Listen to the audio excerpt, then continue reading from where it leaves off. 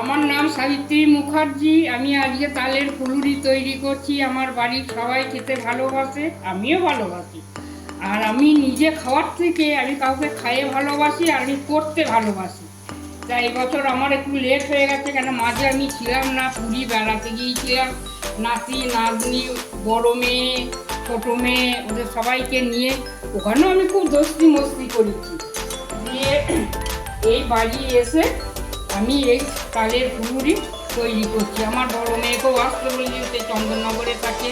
আর আমার নাতি তো ভীষণ ভালোবাসে, আর আমার হাজবেন্ড খেতে খুব ভালোবাসে। একটা সময়ে আমাদের গাছের প্রাণ ছিল তো, গ্রামের থাকতাম। এখন আমি একটু বর্ধমানের শহরেতে ছোট্ট একটু কুড়ে ঘর করে আমি এখানে এসেছি, এবং আমার ছেলে মেয়ে সবাই এখানে আছে। জানি ওর ছেলে বাইরে থাকে, আর বৌমা বাইরে থাকে। বৌমা কলকাতায় থাকে, ছেলে দিল্লিতে থাকে।